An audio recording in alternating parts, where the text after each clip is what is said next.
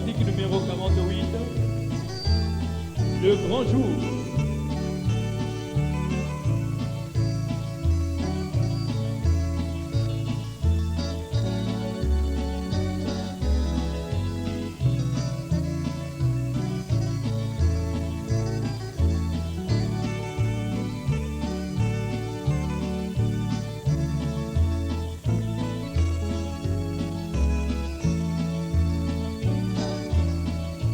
Le grand jour s'est levé, Dieu nous a visités.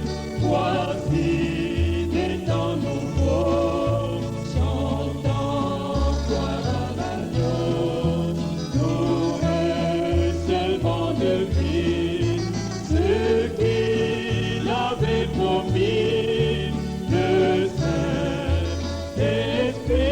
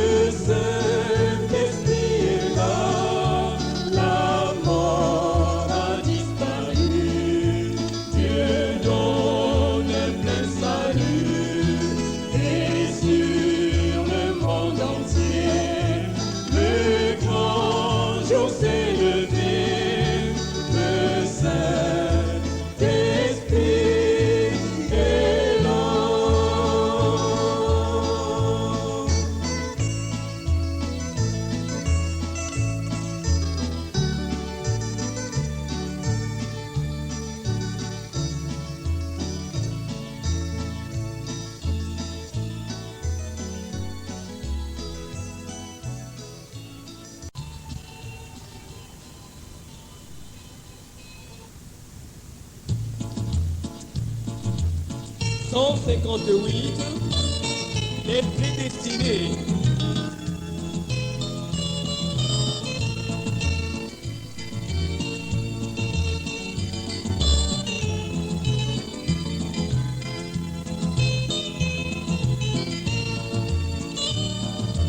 Nous étant de l'éternité lointaine, car nous sommes les fils de Dieu vivant, prédestinés à la vie éternelle.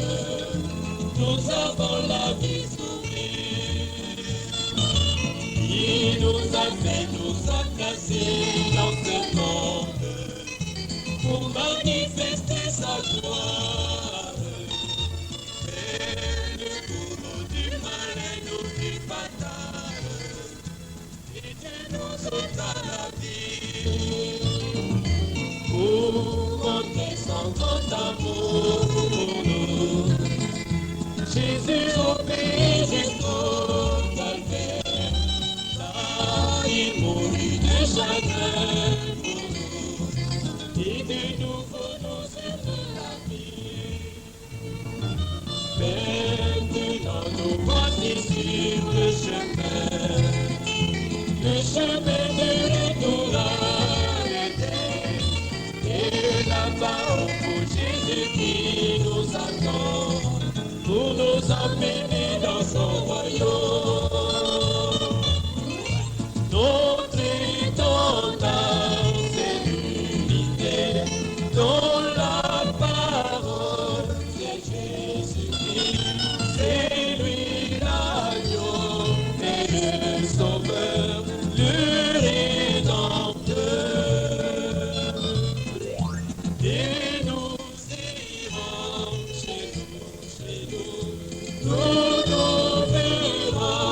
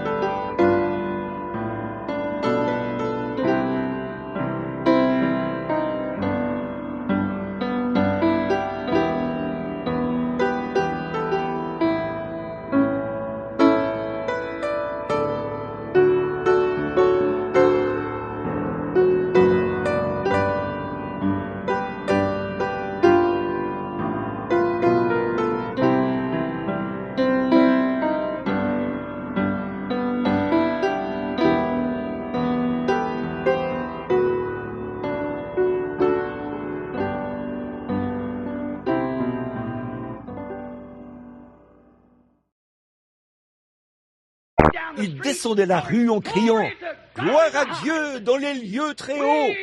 Nous savons qu'il est sur la terre !»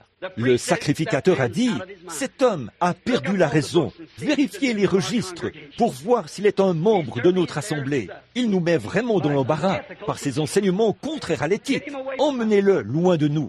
Nous ne voulons pas être embarrassés devant les gens. » Eh bien, vous pouvez être embarrassés devant les gens et glorifiés devant Dieu. Ou à vous de choisir. Parce que, souvenez-vous, le goût ecclésiastique d'aujourd'hui ne concorde pas avec la parole de Dieu. Il n'y a pas 969 goûts différents de la parole.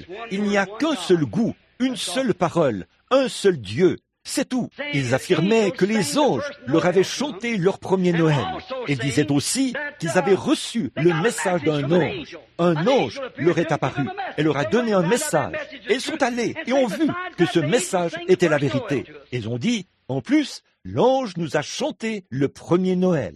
Pouvez-vous imaginer ça? Ils disaient, le pauvre. Jamais pareille chose n'était arrivée dans leur groupe, vous savez. Alors c'était une doctrine assez étrange pour eux. C'est pour ça qu'ils ne pouvaient pas trouver cela dans les Écritures. Ils n'avaient pas été destinés à trouver cela. Incroyable aux yeux des sages. Jamais une telle expérience ne leur était arrivée. C'était invraisemblable. Mais n'empêche que c'était la vérité. C'est la vérité. Nous savons que c'est la vérité. Pensez-y. Les premiers convertis de Christ, sa première assemblée était faite de bergers, pas de membres du clergé, des bergers, des gardiens de troupeaux. Pourquoi des bergers? Remarquez, ils étaient là à louer et à glorifier Dieu pour ce qu'ils avaient vu et entendu. Ils ont entendu des anges chanter pour la première fois à des êtres humains. Jamais auparavant, des anges n'avaient chanté à un être humain. Et regardez les chorales. Combien les gens étaient là à exercer leur voix encore et encore.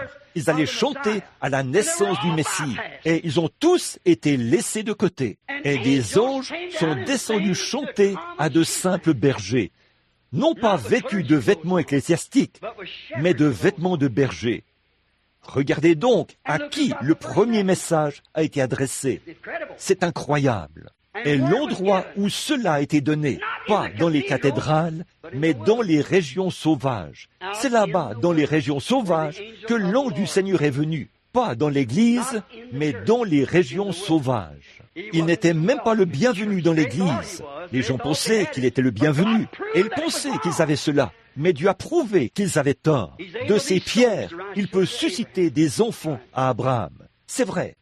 La toute première fois que des anges ont chanté lors d'une célébration, c'était au ciel. Si vous regardez dans Job 38, 7, comme je vois que certains d'entre vous prennent des notes, quand Dieu a premièrement décidé de faire sa première création, la terre, Job était un grand homme, un homme intelligent, qui avait toutes sortes de sagesse. Il a dit, quand je vais au marché, les jeunes princes s'inclinent tous devant moi, et vous restez un instant avec moi pour écouter ma sagesse. Et il n'arrivait pas à comprendre pourquoi il avait dû être traité comme il avait été. Alors Dieu lui a demandé, il a dit, saint et rend comme un vaillant homme, parce que je descends pour te parler. Et quand Dieu est descendu, voilé dans un tourbillon, il lui a dit, Job, où étais-tu avant que je fonde la terre? Quand les étoiles du matin éclataient en chants d'allégresse et que les fils de Dieu poussaient des cris de joie, où étais-tu à ce moment-là, Job? Là, il était tout démonté. Où étais-tu? Vous voyez, la toute première fois que des anges ont chanté lors d'une célébration, c'était au ciel. Mais la toute première fois qu'ils ont chanté sur la terre, c'était à des bergers à la naissance de Dieu, Emmanuel, sur la terre.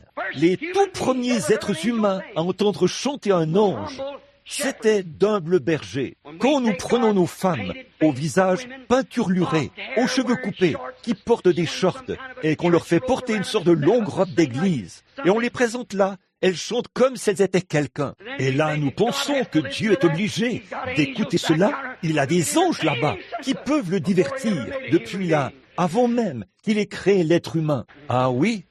Elles repartent et mènent une vie. Elles portent des vêtements qui sont une abomination aux yeux de Dieu. Comment pouvez-vous vous attendre à ce que cela soit de Dieu? Vous dites, Eh bien, je suis membre de...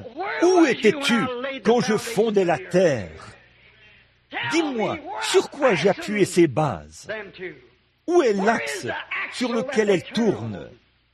Où étais-tu à ce moment-là? Vous pensez que Dieu est obligé de nous demander un peu de notre sagesse? Notre sagesse n'est qu'une folie pour lui. Il fait ce qu'il dit qu'il fera. Maintenant, remarquez, Dieu est sur le point de faire une autre création. Il a créé une terre mortelle, une vie mortelle. Les anges chantent au ciel. Mais ici, il crée une nouvelle vie, une vie éternelle pour l'homme. Et il chante à ses sujets par des anges, sur la terre, pas au ciel. Le ciel avait déjà la vie éternelle, voyez? Et ils ont chanté au ciel quand la création mortelle a fait son entrée. Et ici, la création immortelle fait son entrée. Et les voilà qui chantent maintenant aux gens de la terre. La première fois, c'était à des bergers.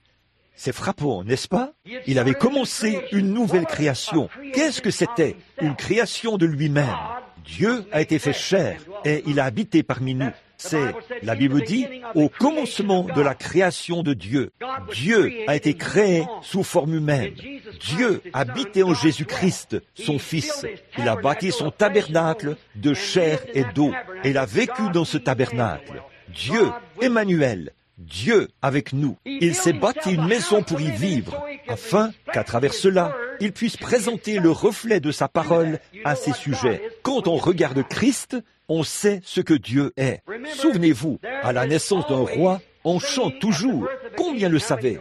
Bien sûr que vous le saviez. Eh bien, alors, pensez-vous que si ce roi était né là-bas, qu'une femme était arrivée en courant dans une cathédrale quelque part et avait dit « Préparez rapidement un lit et faites venir les médecins, parce que je suis sur le point de faire venir Emmanuel sur la terre. » Une pauvre femme de Nazareth, la ville, la plus méchante que Tucson ou que toute autre de ces villes, mais cette petite femme arriverait en courant vers le grand souverain sacrificateur et lui dirait « Je suis sur le point de donner naissance à Emmanuel. » On l'aurait jeté en prison, ça c'est certain. C'est certainement ce qu'ils auraient fait. Qu'une telle hérésie soit introduite au sein de son peuple, ils n'auraient pas toléré cela. Ils ne le feraient pas non plus aujourd'hui. Mais la même chose est en train de se produire. La même chose. Remarquez, il faut qu'il y ait des chants. Les rois étaient... On n'aurait pas chanté pour lui. Les gens n'auraient pas chanté pour lui parce qu'ils ne croyaient pas en lui. C'est pour ça. Je vais lancer quelque chose. Vous feriez aussi bien de le saisir. C'est pour ça qu'aujourd'hui, les gens ont honte de louer Dieu. Ils ont honte de Christ. Les grandes cathédrales n'accepteront pas le baptême du Saint-Esprit. Les gens sont tellement ancrés dans leur manière ecclésiastique qu'ils ne l'accepteront pas. Dieu trouvera quelqu'un par qui il pourra recevoir la louange. De ces pierres, il peut susciter des enfants à Abraham, comme je cite Jean de nouveau. Remarquez, ces sujets doivent chanter pour lui, et à ce moment-là, ces sujets, c'étaient ses anges. Ils ont chanté à ces bergers qui avaient la charge de porter son message. Qui devrait l'entendre en premier? Ces sujets, naturellement. Ceux qui devraient être les premiers à entendre les chants adressés au roi, ce sont ces sujets. Et quels étaient ces sujets? C'est frappant, n'est-ce pas, frère? Ce n'étaient pas ces membres du clergé. Ce n'étaient pas les théologiens, c'est vrai. Ce n'étaient pas les gens des dénominations. Non, c'étaient des bergers. Pourquoi? Une brebis était née. Voilà pourquoi. Voyez, ces sujets l'avaient entendu. Ceux que Dieu savait qu'ils croiraient. Dieu a envoyé son message à ceux qui le croiraient. Il est toute sagesse. Il sait où envoyer son message. Il sait qui le croira. Le Très-Haut des cieux envoyé aux hommes les plus bas de la terre. Jésus a dit dans Matthieu 5, « Heureux les pauvres en esprit, car le royaume des cieux est à eux. » Marie, si vous notez ces passages de l'Écriture, c'est Matthieu 5. Et si vous notez les passages des Écritures, c'est ce que j'ai écrit ici. Ce sont des passages de l'Écriture. Marie a dit dans Luc 1, 52, quand elle était ointe de l'Esprit, alors que le Saint-Esprit était sur elle, elle a dit, « Il a élevé les humbles ». C'est ce qu'a dit Marie, la mère de Jésus. Elle a dit, « Il a élevé les humbles ». Luc a aussi dit, « Les gens du peuple l'écoutaient avec plaisir ». Pas l'élite, les théologiens, les docteurs de la loi et les docteurs en théologie. Mais les gens du peuple l'écoutaient avec plaisir, les humbles. D'un bout à l'autre des Écritures sacrées, le message de la rédemption a toujours été donné par des bergers et à travers des brebis. Maintenant, il faut que je termine, parce qu'il est temps de terminer. Je laisse de côté beaucoup de passages de l'Écriture, juste pour vous mener à cette pensée. D'un bout à l'autre de l'Écriture, la rédemption a été représentée par des bergers et à travers des brebis. C'est vrai, nous sommes tous d'accord là-dessus. Pourquoi? C'était présenté sous forme d'ombre et de type et tout. Si je n'avais jamais vu ma main et que je regardais l'ombre de ma main ici et que je voyais que j'ai 5 doigts, je saurais que cela reflète, que ce négatif reflète le positif. Et c'est pourquoi le message est toujours venu à la rédemption par les brebis. Parce que dès le commencement, et c'est à travers les brebis et par les bergers qu'il s'est révélé. Tout était présenté sous forme d'ombre et de type. Maintenant, voyons voir le commencement. Adam et Ève, qui se tenaient là dans la présence de Dieu pour entendre le message qu'il avait pour eux. Ils s'étaient ceints les reins d'une peau de mouton. Le premier message qui ait jamais été entendu a été donné devant la peau d'un mouton mort. Dieu l'avait tué et s'était servi de sa peau pour envelopper Adam et Ève. Avant cela, ils avaient essayé de faire leur propre religion avec des feuilles de figuier, et ça n'avait pas marché. Le sacrifice de brebis avait été institué aux fins d'expiation, dès le commencement. Le sacrifice de brebis. Bon, nous allons clore ceci maintenant et vous montrer pourquoi il fallait que ce soit des bergers et pourquoi il fallait que ce soit qu'ils soient une brebis. Donc, les prophètes de l'Ancien Testament s'enveloppaient de peau de mouton. Ça, nous le savons. Ah oui. Ce qui indiquait leur foi en sa parole au sujet de la venue du parfait agneau. Voilà pourquoi les prophètes. Or, la parole de Dieu ne vient pas à un théologien. Il n'existe pas de... C'est lui qui l'embrouille. C'est vrai. Jamais il n'a existé cette appellation de... Vous dites, eh bien, ce gars-là est un théologien. Cela l'éloigne encore plus de la parole que tout ce que je connais. Voyez, la parole du Seigneur Dieu, le Dieu immuable, ne change jamais. Partout dans la Bible, la parole de Dieu est toujours venue aux prophètes, pas aux théologiens ou aux docteurs, aux prophètes. Et à tous les coups, on les a toujours reniés, rejetés. En général, les prophètes étaient aussi des bergers. Les prophètes se drapaient dans des peaux de moutons parce qu'ils se revêtaient de la peau des moutons qu'ils gardaient. Et le premier message qui avait été adressé à une génération condamnée, c'était devant des peaux de moutons. Les prophètes, je le répète, s'enveloppaient dans des peaux de moutons, puisque ce faisant, ils témoignaient qu'ils croyaient qu'un parfait agneau viendrait pour servir de sacrifice. Et ils étaient vêtus de peaux de moutons quand la parole venait à eux. Ces bergers ou ces prophètes étaient généralement des bergers. Abraham était un berger, Isaac était un berger, Jacob était un berger, Moïse était un berger. David était un berger. Tous ceux qui représentaient Dieu étaient généralement des bergers. Maintenant, nous allons voir pourquoi c'est venu aux bergers. Ils savaient que les brebis sont impuissantes s'il n'y a pas de berger pour les guider. Une brebis est totalement impuissante. Elle ne peut pas se conduire toute seule. C'est pour ça que Dieu compare ses enfants croyants à des brebis. Il faut qu'ils soient guidés. Mais surveillez bien ceux qui vous guident. Ne choisissez pas un bouc, il vous conduira à l'abattoir. Dieu ne nous a jamais donné un bouc. Il nous a donné son Fils, le Saint-Esprit, pour nous guider. Il est notre guide. Pas un berger fait de main d'homme, mais un berger venu de Dieu, qui donne aux brebis de la nourriture de brebis. Bon, prenez un cochon et dites à ce cochon, je vais faire de toi un agneau. Puis vous le lavez et vous peignez ses sabots et tout. Puis vous lui donnez de la nourriture de brebis, vous lui faites subir une sorte de régime, puis vous le déposez au sol ou dehors parmi le troupeau de moutons, dans le champ de luzerne ou quelque chose de ce genre. Et s'il y a un bourbier quelque part, ce cochon foncera dans ce bourbier à toute vitesse. Voyez, pourquoi? C'est parce que sa nature est encore celle d'un cochon. Voilà pourquoi les membres d'Église se livrent aux choses du monde aujourd'hui. Voyez, c'est parce que leur nature n'a pas été changée. Ils sont prêts à avaler toutes sortes de saletés ecclésiastiques ou théologiques. Mais pour ce qui est de la parole de Dieu, ils ne peuvent pas la supporter. Ils iront écouter la parole. Vous savez, le plus grand hypocrite du monde, c'est le corbeau. Dans la Bible, on avait laissé sortir 2 oiseaux de l'arche. Le corbeau est parti et il n'est jamais revenu, parce qu'il est un vautour, un charognard. Il s'est posé sur des charognes et a rempli son ventre de ces charognes. Mais quand il a lâché la colombe n'a pas pu supporter cette odeur nauséabonde. Elle est donc retournée à la maison du Père, chez Noé, et a frappé à la porte jusqu'à ce que Noé la laisse entrer. Or, un corbeau peut rester là à dévorer un cheval mort toute la journée et s'envoler ensuite pour aller dans les champs picorer du grain avec la colombe. Mais une colombe ne peut pas s'envoler pour aller manger un cheval mort et ensuite manger du grain. Ça la tuerait. Voyez-vous, la colombe n'a pas de bile. Elle ne peut pas digérer ça.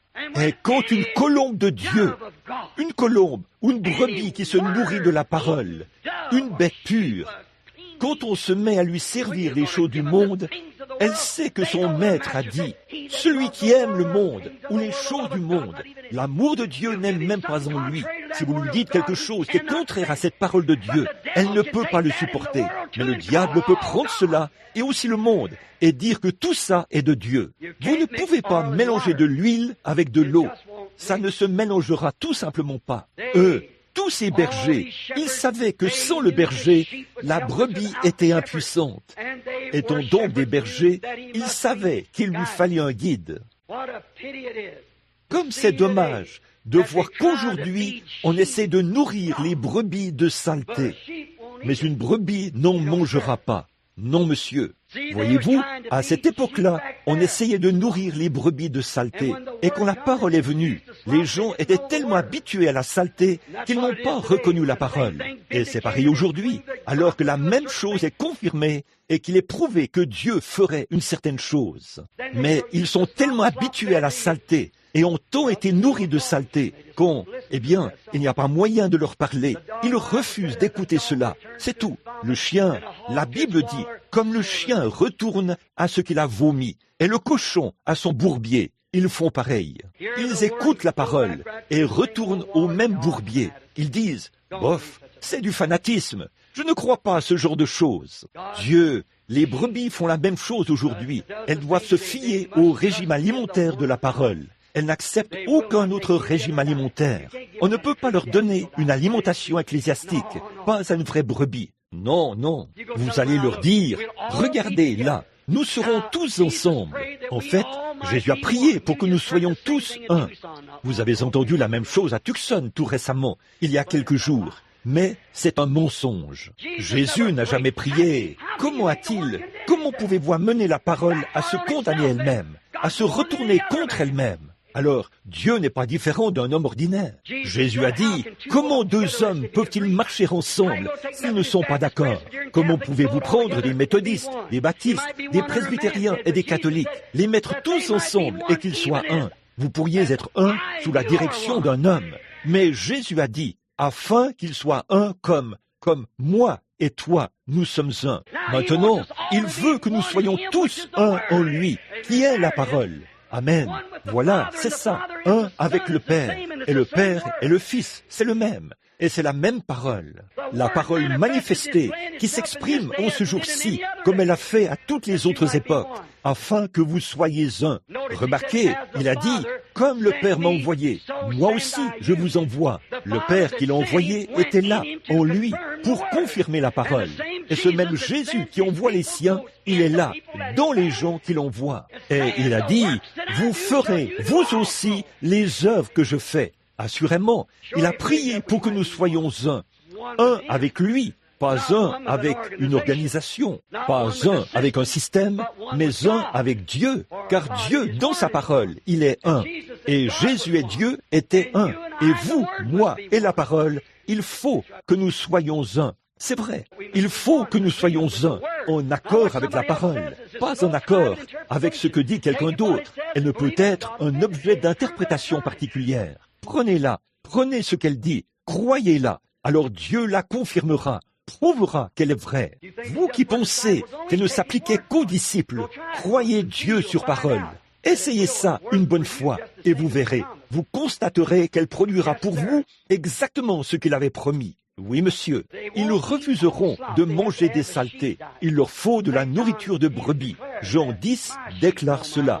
Mes brebis connaissent ma voix. Et s'il est la parole, alors quel genre de voix a-t-il? Mes brebis connaissent ma voix. Elles ne suivront pas des étrangers. Voyez, Jésus a dit, elles ne suivront pas une voix étrangère. Donc, ces brebis ne suivent pas la voix d'un étranger. Elles ne les suivront pas. Les prophètes, les bergers et les brebis rendent tous témoignage de la venue. Maintenant, voyez-vous, le Dieu immuable, dans ses plans immuables, au sujet de sa parole aujourd'hui. Maintenant, pensez-y un instant, la parole immuable. Maintenant, observez. Si Moïse était venu avec le message de Noé, ça n'aurait pas marché. Si Jean-Baptiste était venu avec le message de Moïse, ça n'aurait pas marché. Si Jésus était venu avec le message de Moïse ou de Noé, ça n'aurait pas marché. Et si Wesley était venu avec le message de Luther, ça n'aurait pas marché. Si les pentecôtistes étaient venus avec le message wesleyen, ça n'aurait pas marché. Nous venons d'en entendre le témoignage. Alors Dieu continue d'agir, tout simplement. Observez simplement la parole. Vous verrez où nous en sommes. Alors, pourquoi la première annonce des bergers ne... Si tous ces prophètes, tous ces grands hommes étaient des bergers, alors pourquoi est-ce que Dieu, lui qui est immuable, changerait de méthode cette fois-ci pour la porter aux théologiens? C'étaient des bergers. L'arrivée du parfait agneau, le sacrifice pour le péché, devait être annoncé aux bergers. Le berger connaît ses brebis mieux que quiconque. Personne ne connaît une brebis comme un berger. Il est formé pour ça. Qui plus est, il connaît la sorte de nourriture qu'elle mangerait. Il connaissait ce que les brebis mangeraient, et il reconnaît ses brebis par ce qu'elles mangent. Si vous voyez une brebis qui allait dans un dépotoir d'ordures et qui se mettait à manger des saletés, vous diriez, chassez ce charognard. Voyez? Donc, Dieu savait où les envoyer. Maintenant, faisons appel à l'un des grands prophètes bergers de Jéhovah pour confirmer que Dieu était en ses prophètes enveloppés dans des peaux de moutons. Regardez bien maintenant. Nous commencerons par Moïse. Observons-le. Son ministère nous fera voir Jéhovah, là, dans son prophète berger. Bon, nous n'en prendrons peut-être qu'un seul. Si le temps nous le permet, pendant les 10 prochaines minutes, nous en prendrons 2. Mais peut-être que ce seul exemple fera l'affaire. Moïse, ici, Jéhovah s'est manifesté dans ce prophète berger. Il avait reçu 3 dons pour confirmer son ministère et son appel aux anciens d'Israël et à Pharaon. Observez donc ce prophète berger. Il a toujours donné à ses prophètes un signe surnaturel pour confirmer que c'était Dieu qui agissait en eux, car il ne peut y avoir la présence de Dieu sans que des choses surnaturelles se produisent. Jamais Jéhovah n'est apparu sans que le surnaturel l'accompagne. Il le faut. Donc, il a toujours confirmé qu'il était avec ses prophètes, en confirmant ce qu'il prophétisait, si c'était conforme à sa parole. Donc, le premier signe qu'il a donné à ce prophète berger, observez, il a transformé sa verge en serpent. Le deuxième, sa main s'est couverte de lèpre. Le troisième, prendre de l'eau du Nil en Égypte et la changer en sang. Donc, il lui a donné 3 signes pour confirmer devant l'Égypte et aussi devant Israël qu'il était la parole parlée de Dieu. Maintenant, souvenez-vous, Moïse a créé par sa parole. C'est vrai, il a ramassé du sable, l'a jeté en l'air et a dit que les puces viennent. et les puces sont venues. Il a dit que les mouches viennent, et les mouches sont venues, que les grenouilles viennent, et les grenouilles sont venues. Il a créé. Or, l'homme ne peut pas créer. Mais ce n'était pas l'homme au départ. C'était Jéhovah dans son prophète berger. Amen. Regardez bien, le troisième signe qu'il lui a donné n'avait aucun rapport avec sa profession, ni aucun rapport avec sa personne. Son troisième signe, remarquez, les deux premiers signes se rapportaient à lui, à sa personne et à sa profession. Et c'étaient les deux seuls signes qui avaient une voix, dit la Bible. L'autre signe n'avait pas de voix. Mais les deux signes qui avaient été donnés concernant sa propre personne et à son peuple avaient des voix. Mais le troisième signe, maintenant remarquez, avait été donné. Ce signe, le troisième signe, était le signe de la mort. L'eau qui se change en sang. Si votre sang venait à se changer en eau, vous mourriez. Et là où il y a du sang versé, c'est le signe de la mort. Alors, cela s'adressait à Pharaon. Le troisième signe, qui consistait à changer l'eau du Nil en sang, c'était pour déclarer son message à Pharaon, lui montrer que notre Dieu est le Dieu qui domine sur le Nil, sur le Dieu du Nil. Il est le Dieu qui domine sur tout, et il fera venir la mort sur cette nation. Voilà ce que signifiait le signe du sang. Oh là là, un signe direct de la mort, le sang. Mais les deux autres avaient des voix de prophétie. J'espère que vous lisez maintenant entre les lignes ce que je dis. Mais les deux autres signes avaient des voix de prophétie adressées à Israël au sujet de leur avenir. Maintenant, vous qui étiez sur la montagne il n'y a pas longtemps, quand la pierre a été lancée en l'air, bon, pour aller, il lui fallait changer la nature pour que les choses aillent en leur faveur. Observez la perche, observez le serpent, observez la mer Rouge et tout ce qu'il a fait là. Regardez cet aiguillon de berger leur ouvrir la voie pour qu'ils s'en aillent. Ce bâton qui était dans la main du berger a laissé de côté toute leur théologie et tout ce que disaient les prêtres. Et cette verge de berger les a conduits à travers tout ce qui était impossible à l'homme. Alors que Pharaon se disait que des torrents d'eau avaient jailli dans les montagnes et que l'eau était descendue, puis cela avait fait en sorte que l'eau se change en sang. Dieu a fait tomber du ciel une pluie de feu. Il a fait tomber du ciel une pluie de grêle. Et il a fait tomber une pluie de poux sur la terre et tout. Qu'est-ce qu'il a fait? Par ce bâton de berger, pas un manuel, pas l'idée d'un théologien, mais un bâton de berger. Nous allons y venir dans un instant. C'est avec un bâton de berger qu'il l'a fait. Pas un livre de prière d'une dénomination, mais un bâton de berger.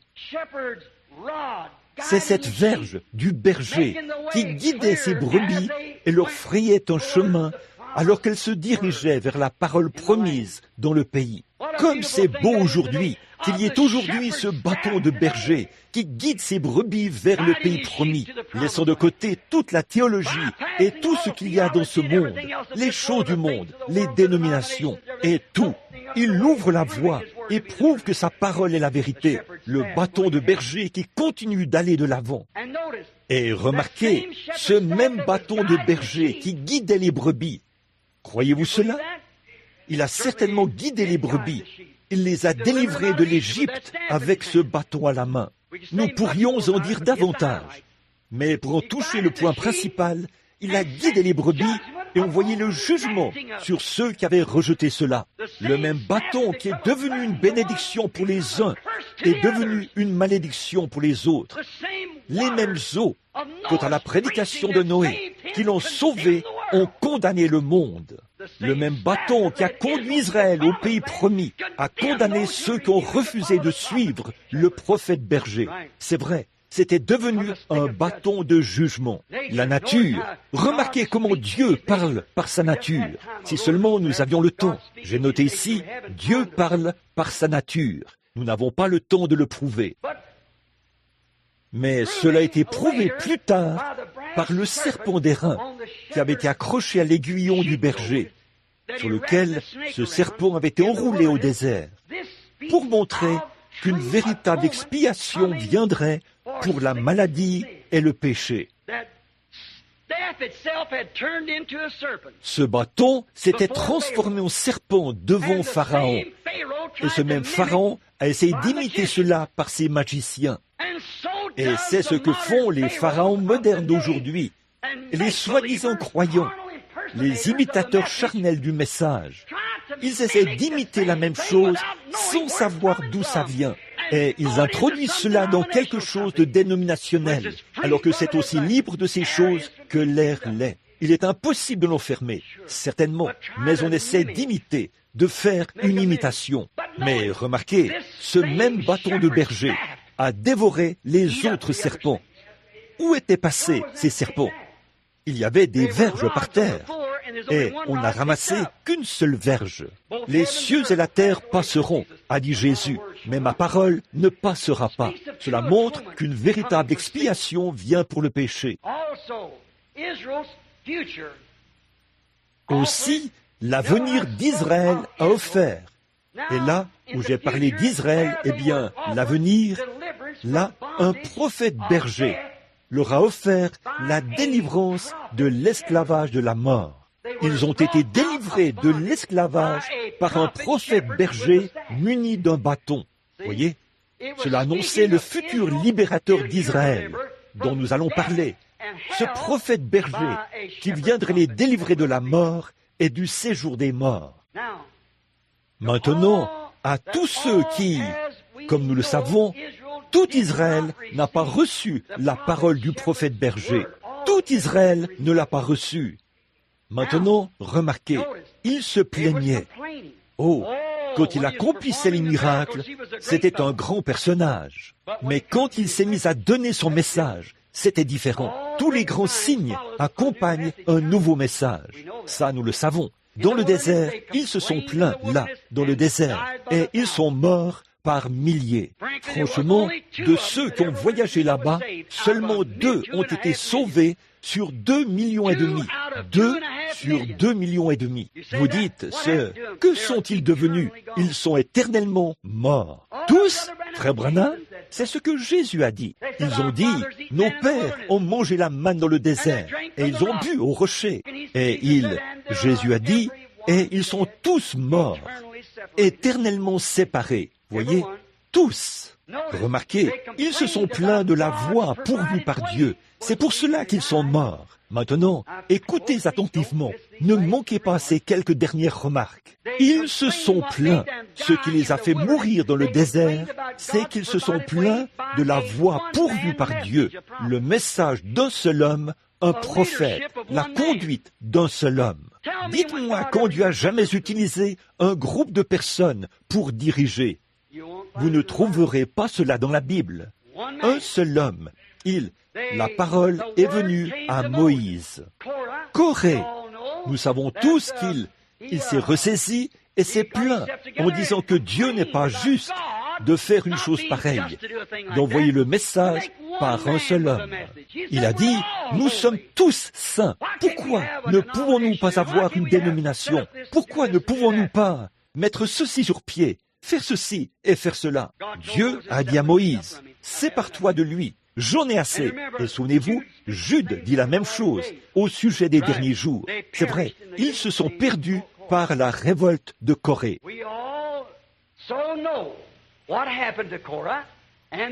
Nous savons aussi ce qui est arrivé à Corée et à tous les autres qui contestaient la parole et la sagesse de Dieu quant à la conduite d'un seul homme. Ils ont tous péri.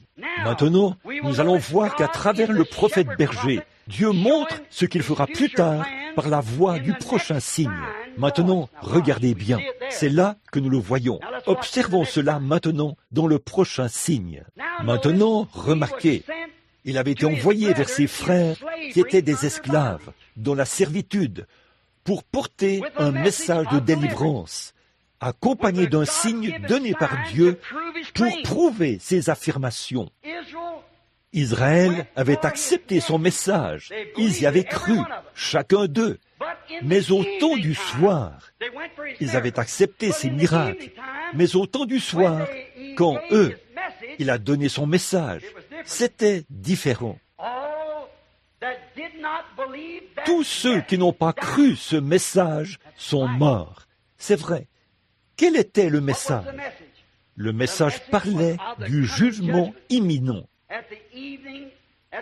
Le soir, au temps du soir, Dieu a visité le camp d'Israël pour voir si le peuple avait cru le message de son prophète berger.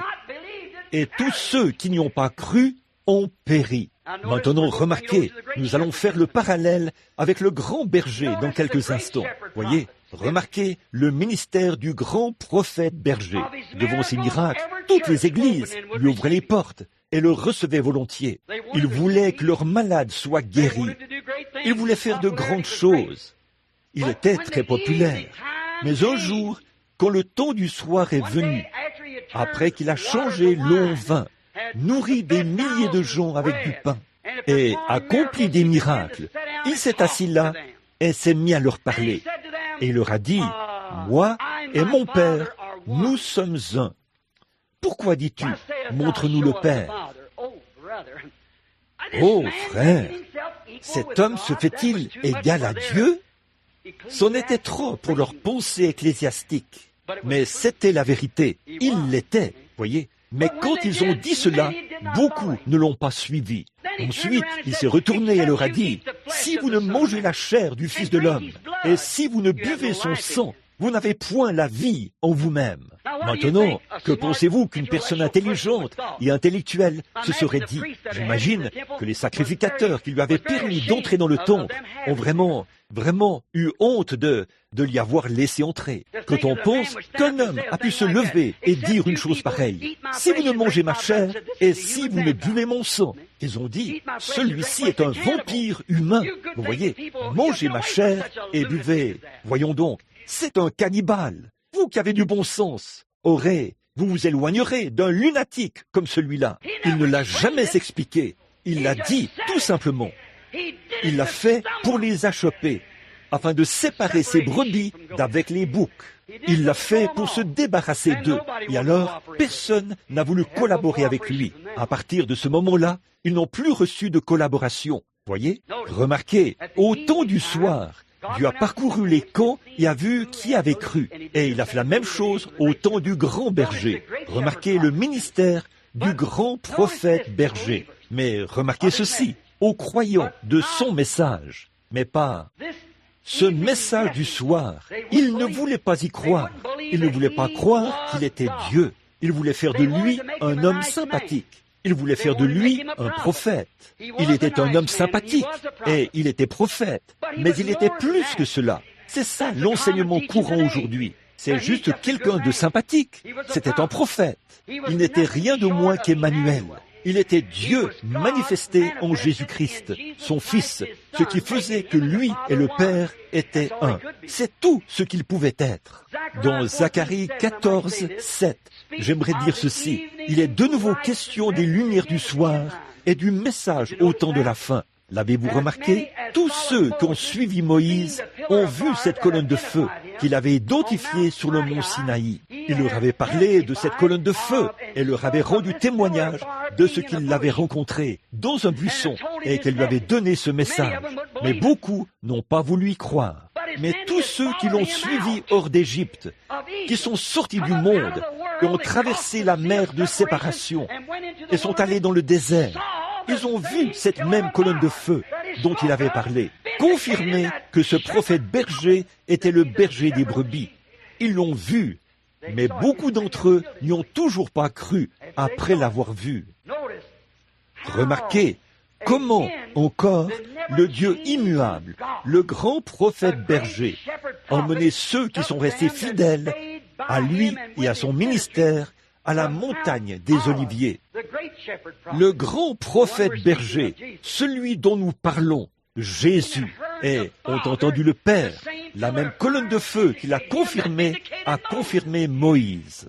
Le même Dieu dont Moïse avait parlé est venu sur Moïse et a prouvé par une colonne de feu qu'il était Jéhovah qui conduisait Moïse. Dieu était donc son prophète berger. Ici, il prend l'autre prophète berger, le grand prophète, la vraie brebis, Jésus, et il choisit 3 hommes qui l'emmènent au sommet de la montagne des Oliviers. Et là, il a confirmé Jésus. Et il s'est même retiré de tous les autres et a dit, « Celui-ci est mon fils bien-aimé, écoutez-le. » Et quand ils ont levé les yeux, ils n'ont vu personne d'autre que Jésus. C'est vrai, c'était lui. Alors, pour moi, ça règle la question. Voyez? Visage. Moïse était dans la présence de la Shekinah sur le mont Sinaï. Cela a changé son visage. Quand il est descendu, il était obligé de mettre un voile sur son visage. Le prophète berger Moïse, en qui Jéhovah était, en partie, juste en partie, son visage.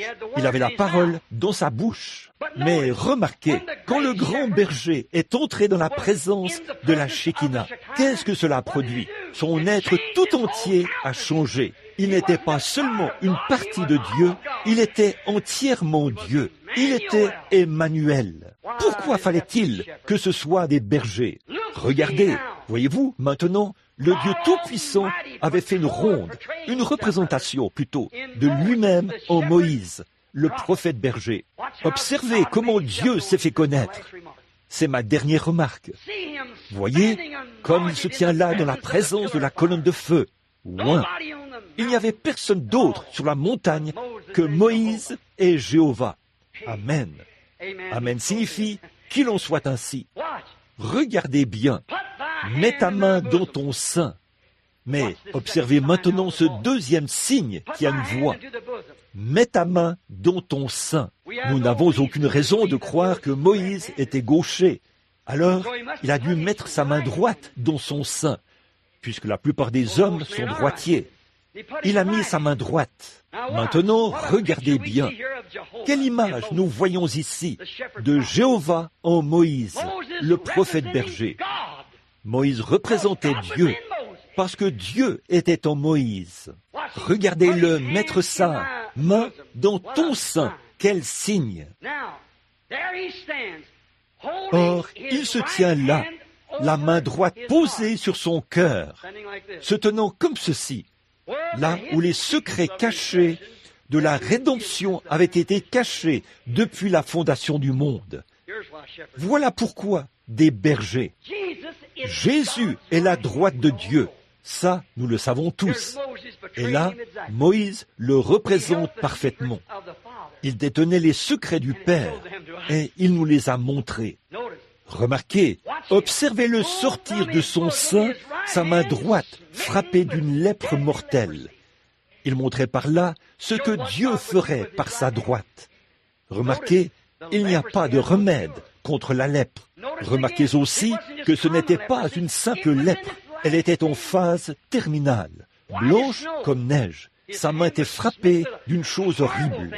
Quel sentiment Moïse a dû éprouver quand il a retiré sa main droite de son cœur, de son sein, et qu'il a vu qu'elle était frappée de lèpre. La lèpre symbolise le péché. C'est incurable, surtout en phase terminale.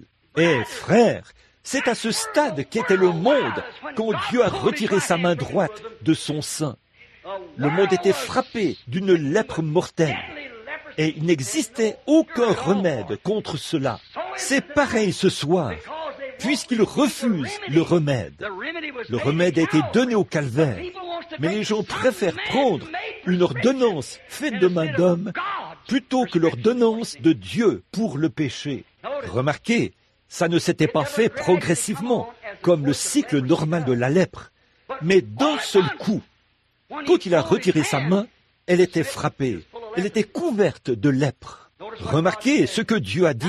Eh bien, vous ne sombrerez pas progressivement dans le péché, mais le jour où vous en mangerez, ce jour-là, vous mourrez. Et c'est vrai, le jour où vous en mangerez. Remarquez, c'est le prophète berger qui s'est frappé lui-même. Suivant l'ordre de Dieu, il a porté sa propre main sur son sein, et quand il l'a sortie, elle était frappée de lèpre.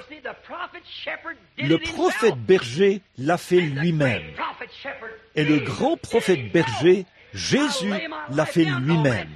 Je donne ma vie, personne ne me l'ôte. Il était le grand berger, le grand prophète berger, personne ne me l'ôte. Je le fais de mon propre chef. Remarquez, ce n'est pas arrivé progressivement, c'est arrivé en un instant. Le grand berger lui-même a pris notre culpabilité et s'est frappé lui-même. Il a pris nos péchés et les a mis sur lui-même. Ce n'est pas étonnant que le poète ait écrit, alors que les rochers se fondaient et que les cieux s'assombrissaient. Mon sauveur courba la tête et mourut. Le voile déchiré révéla le chemin vers les joies du ciel et le jour sans fin. Ce secret avait été dans le sein de Dieu pendant toutes ces années, couvert par sa droite. Jésus, le grand berger, a pris sur lui notre culpabilité pour nous. Ésaïe 53, 6 dit, « Il était blessé pour nos péchés, il était brisé pour nos iniquités.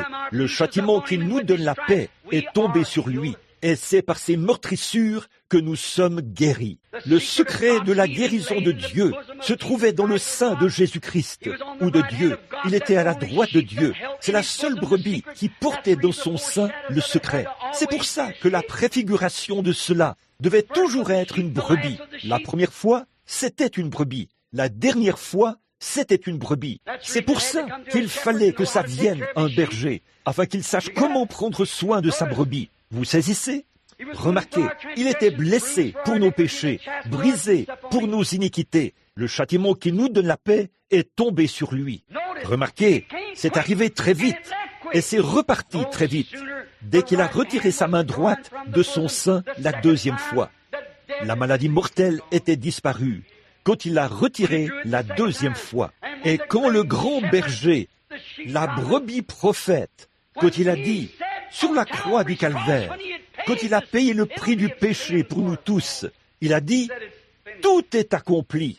C'en était fini du péché. Le prix était payé. Les dettes étaient réglées. Cela n'a pas pris un an ou fini par arriver à l'époque d'un autre réformateur ou quelque chose de ce genre. Ça s'est accompli juste à ce moment-là. Le péché est entré en un instant par la transgression de la loi de Dieu en désobéissant à une seule parole. Ce soir, mes frères, votre âme est attachée à une chaîne au-dessus de l'enfer. Et cette chaîne n'est pas l'enseignement d'un séminaire théologique. Cette chaîne n'est pas une dénomination ou un credo par lequel vous vivez. Cette chaîne, c'est la parole de Dieu. Jésus a donné sa parole à la race humaine pour qu'elle en vive. Ève n'en a brisé qu'un petit maillon. Et la solidité de toute chaîne se mesure à son maillon le plus faible. Quand vous retranchez une seule parole, là, c'était au début du livre. Jésus est venu au milieu du livre et a dit, « L'homme ne vivra pas de pain seulement, mais de toute parole qui sort de la bouche de Dieu. » Là, c'était le milieu du livre. À la fin du livre, il a dit, « Quiconque en retranchera une seule parole, traduira mal une seule parole, retranchera une seule parole d'ici, je retrancherai sa part du livre de vie. » Vous passez par-dessus l'enfer, attaché à la parole de Dieu. Ne laissez pas quelqu'un injecter en vous quelque chose qui n'est pas l'ainsi dit le Seigneur. Oh, je vois. Eh bien, ils disent certainement que tout ce que nous avons fait, c'est peut-être ce que pensaient les souverains sacrificateurs et les autres du temps du grand berger. C'est ce qu'Ève pensait. C'est ce que Satan lui avait dit. Certainement que Dieu ne le fera pas. Mais il l'a fait, parce qu'il avait dit qu'il le ferait. Et c'est pour cette raison qu'il le fera de nouveau aujourd'hui. Ce n'est pas étonnant qu'il ait dit « Ce qui arriva du temps de Noé, où 8 âmes furent sauvées par l'eau, arrivera de même à la venue du Fils de l'homme. » Vous voyez, très peu, car étroite est la porte, resserrez le chemin qui mène à la vie, et il y en aura peu qui la trouveront. C'est vrai, car spacieux est le chemin qui mène à la destruction. Beaucoup entreront par là. Quand le grand berger a été frappé, la grande brebis prophète, quand il était frappé à cette époque-là, il a dit « Tout est accompli ». Et à cet instant précis, dès que ce berger a été frappé, tout a été terminé. Le péché était réglé. Il n'y avait plus de péché. Ils étaient purs. Le prix était payé. Les croyants dont le nom était inscrit dans le livre de vie, prédestinés dès la fondation du monde. C'était accompli à l'instant même où Jésus a dit que tout était accompli. Lui, ce grand berger, était venu pour ses brebis. Tout était accompli. La main droite de Dieu avait été retirée de son sein. Elle avait été frappée. Puis, à Pâques, il l'a remise. Amen. Il l'a ressuscitée. Elle a fait monter vers son sein. Elle a tendu vers vous et moi, sous la forme de sa parole, pour nous racheter et nous ramener au jardin originel d'où le péché nous avait sortis. Le secret caché de son grand cœur a été révélé par un prophète berger. Cela a été révélé par un berger, un prophète berger. Pas étonnant que les montagnes aient sauté et poussé des cris ce jour-là. Pas étonnant que le soleil ait caché sa face et poussé des cris de joie. Pas étonnant que toute la nature se soit déchaînée. Le vent a secoué les arbres au point qu'ils ont été secoués et se sont réjouis et ont sauté. Ils ont vu le prophète berger sur la montagne racheter tous les noms inscrits dans le livre de vie et ils ont vu que leur propre nature avait été rachetée. Ils ont poussé des cris et ont sauté. Et le monde a connu un tremblement de terre. Les montagnes se sont déchirées et les rochers se sont détachés. Et le soleil s'est couché. Et tout s'est passé. Comme dans toute réunion, lorsque le berger vous révèle que tout est accompli. J'ai vu des gens sautiller avec frénésie et avoir des crises de joie, mais personne n'était blessé. Les montagnes se sont déchirées, et le soleil s'est couché, et tout s'est passé, mais personne n'a été blessé. Et j'ai vu des réunions où la puissance de Dieu s'est révélée aux gens et leur a déclaré qu'ils étaient affranchis du monde et des choses du monde.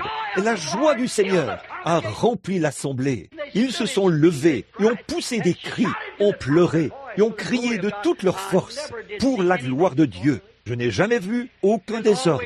Tout était toujours bien en ordre, parce qu'ils avaient pris conscience que leur nom avait été inscrit dans le livre de vie de l'agneau avant la fondation du monde. Le grand prophète berger leur avait apporté le message, et ils avaient été délivrés, le prophète berger. Peu importe ce que les autres milieux ecclésiastiques en disaient, ils savaient ce qui s'était produit, exactement comme ce qu'ont fait ces bergers autrefois. Ils savaient ce qui s'était produit. Aucun homme n'a le droit de se placer derrière la chair sacrée pour prêcher la parole, tant qu'il n'a pas fait comme Moïse, qu'il n'a pas rencontré Dieu personnellement, de sorte qu'aucun théologien ne peut l'en dissuader par ses explications.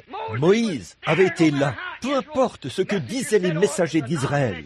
Oh, ce ne sont que des balivernes, c'est juste le fruit de ton imagination. Ce ne sont que des balivernes. On ne pouvait pas lui enlever cela. Il savait. Il avait été là. C'est à lui que c'était arrivé. Et aucun homme, parce qu'il a un diplôme en théologie ou un doctorat, n'a le droit de se placer derrière la chair et professer le message de Jésus-Christ, tant qu'il n'a pas premièrement rencontré Dieu face à face dans la colonne de feu. Il n'a pas le droit de se prétendre messager.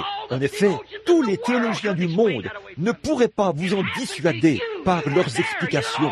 C'est à vous que c'est arrivé. Vous étiez là. Vous savez ce qu'il en est. Peu importe ce que qui que ce soit peut dire, ou combien on peut dire, ces jours-là sont passés. Ce n'est pas vrai. C'est à vous que c'est arrivé. Et c'est conforme à la parole. Oui, c'est pour ça que Moïse a reconnu que cette voix qui lui avait parlé, c'était une voix de la parole. Il savait que Dieu avait dit à Abraham, « Ta postérité séjournera pendant 400 ans. Mais je les délivrerai. » Et il savait que les 400 ans étaient écoulés et qu'il était appelé à le faire.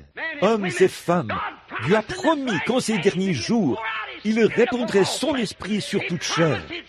Il a promis qu'il enverrait le baptême du Saint-Esprit et qu'il appellerait une épouse sans tache ni ride.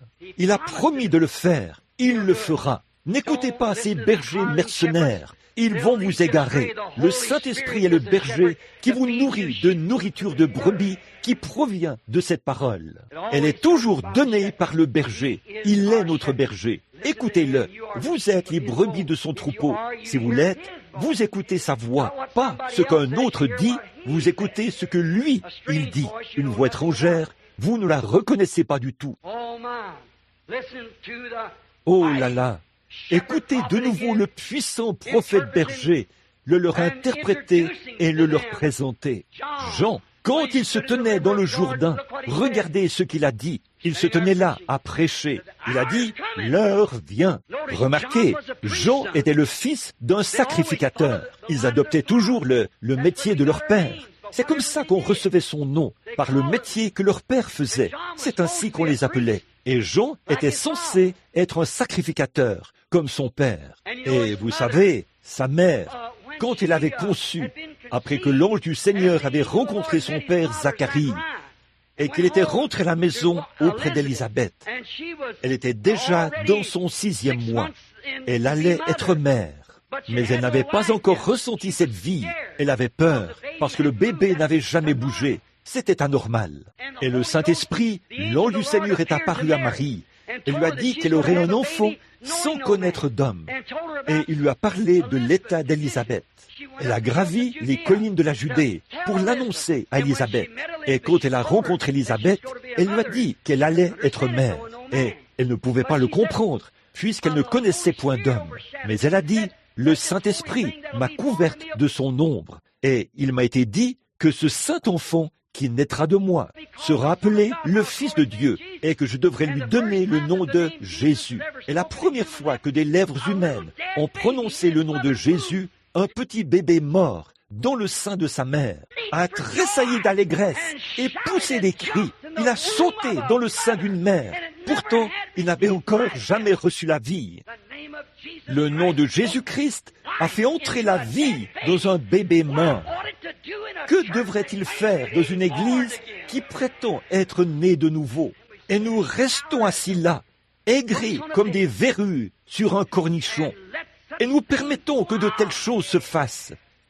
Et vous avez peur de vous lever pour défendre vos convictions et condamner toutes ces balivernes. Et affirmer que Jésus-Christ est le même hier, aujourd'hui et éternellement. C'est la période de Noël. Débarrassez-vous de ces Pères Noël et de ces choses. Rejetez ces balivernes commerciales. Où avez-vous entendu parler du Père Noël dans la Bible? C'est une mythologie romaine. Ça n'existe pas du tout. Ça n'existe pas. N'enseignez pas à vos enfants de telles balivernes, puisqu'un jour, vous serez obligés de lui avouer que tout ça n'était qu'une histoire sans fondement. Alors, vous aurez menti à votre enfant, et cela nuira à votre témoignage au sujet de Jésus-Christ. Il dira, c'est peut-être pareil. Remettez Jésus-Christ, le grand prophète berger, dans Noël. C'est là sa place. Remarquez, écoutez ce prophète, Jean, alors qu'il se tient là. Nous savons tous qu'il était un grand prophète berger. Eh bien, il avait un message. L'ange savait que c'est lui qui présenterait Jésus. Or, il ne pouvait fréquenter aucun séminaire. Ils auraient dit, eh bien, vous savez que le docteur Untel est l'homme qu'il faut pour occuper cette fonction maintenant. Vous devrez le présenter. Et vous savez que, vous voyez, il ne pouvait pas se mêler aux hommes. À l'âge de 9 ans, nous dit-on, il est allé dans le désert pour se préparer devant Dieu. C'est de là que venaient les bergers. Remarquez que son message n'était pas rempli de mots ronflants comme celui d'un théologien qui a acquis un certain diplôme. Il a dit, « Oh, race de serpents !» Il a dit à ces hommes religieux, « Vous, bande de serpents !» C'est ce qu'il avait vu dans le désert. Il avait vu des serpents. La chose la plus vile qui lui venait à l'esprit, c'était le serpent. Et c'est ainsi qu'il a appelé les sacrificateurs, les ecclésiastiques et les théologiens de l'époque. Une bande de serpents. Il leur a dit, qui vous a appris à fuir la colère à venir? Ne vous mettez pas à dire, nous faisons partie de ceci et nous faisons partie de cela, car je vous dis que de ces pierres, Dieu peut susciter des enfants à Abraham. Des pierres, c'est ce qu'il avait vu dans le désert. Et aussi, la cognée est mise à la racine de l'arbre. C'est ce qu'il voyait tout le temps, des serpents, des arbres, des régions sauvages. Et voyez-vous, c'était là son message. Il ne connaissait pas le langage ronflant des grands docteurs en théologie qui pouvaient dissuader les gens par leurs explications. Il prêchait en prenant tous ces exemples dans la nature. C'est ce que nous démontrons ici. Le bâton de berger, le berger, la brebis, ce qui est du domaine de la nature. Qu'est-ce qu'il a fait? Il avait une grande œuvre à accomplir. C'est lui qui était censé reconnaître le Messie. Il a dit, Je vous le dis, il est ici, au milieu de vous en ce moment, et vous ne le reconnaissez pas, parce que votre théologie vous a tellement lié que vous ne savez pas où vous en êtes. Un jour, Jésus s'est avancé là, et il a dit, « Voici venir l'agneau de Dieu qui ôte le péché du monde. » L'agneau, alléluia, la vraie expiation. Voici venir ce dont toutes les brebis ont été l'ombre depuis le jardin d'Éden. Un homme ordinaire qui s'avance vers le fleuve. Ils ont dit, « Jean, comment l'as-tu su? Je n'ai rien vu de différent. Mais je rends témoignage que j'ai vu l'Esprit de Dieu descendre comme une colombe. Et une voix a dit, « Celui-ci est mon Fils bien-aimé, en qui je me plais à demeurer. »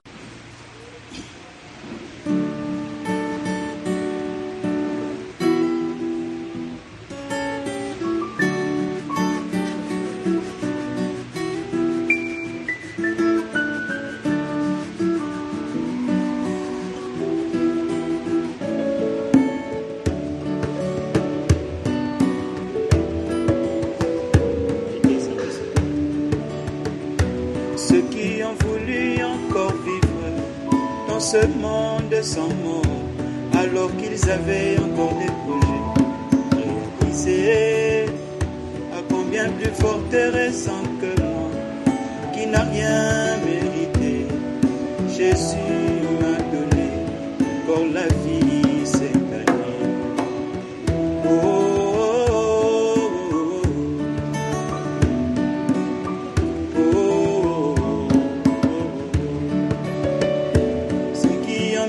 La vie des craintes devant Jésus sont retirés, alors qu'ils avaient encore des enfants à élever.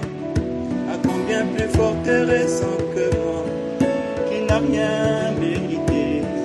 Jésus m'a donné encore la vie ce soir.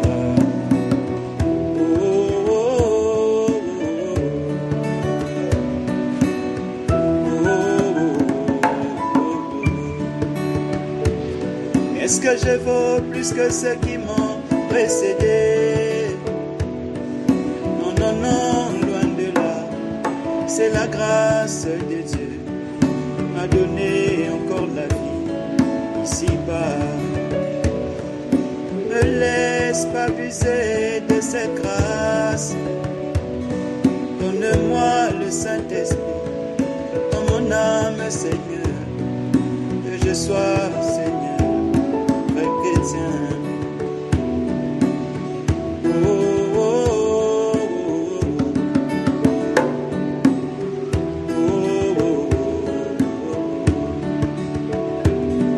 Est-ce que je vaux plus que ceux qui m'ont précédé? Non, non, non, loin de là. C'est la grâce de Dieu m'a donné encore la vie ici-bas.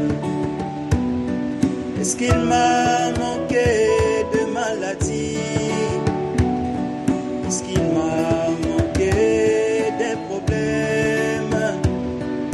Non, non, non, mon bien-aimé, c'est la grâce de Dieu m'a donné encore la vie ici-bas.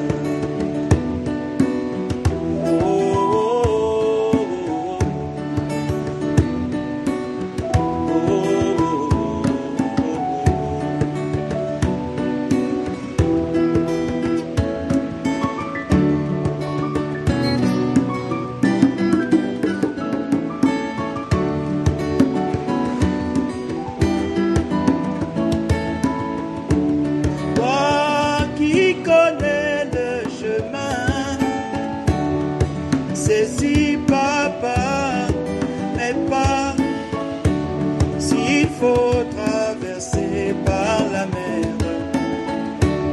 Conduis mes pas, cher Seigneur, avant toi.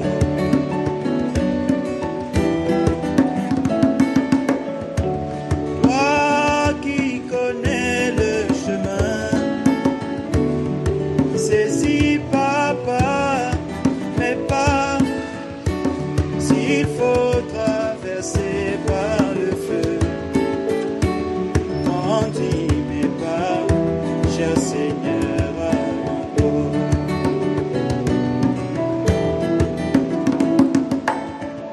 Ces chemin est difficile. Je ne saurais jamais y marcher seul. Ces chemins est rocailleux. J'ai vraiment besoin de toi. La nuit tombe ainsi, ma foi chancelle. Viens Seigneur, saisis ma pauvre main, car sans toi comme toi-même tu le sais, l'homme ne pourra rien faire.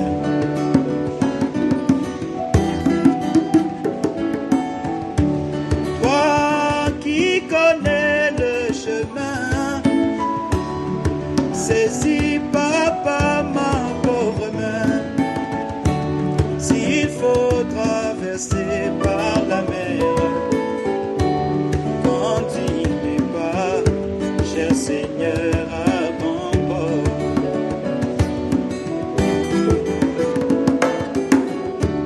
Toi qui connais le chemin,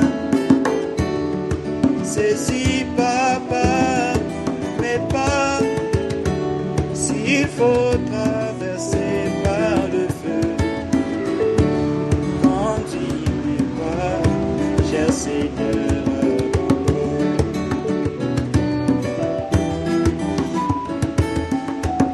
Entends Seigneur les cris de la main,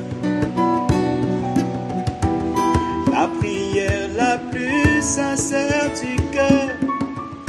Puisse ton esprit trouver sa demeure en moi, pour diriger ma vie entière. Il me pointe des pas ensanglantés. Pour moi soit le seul bonheur, pour ne jamais repousser ce chemin, teinté du sang de tous les saints.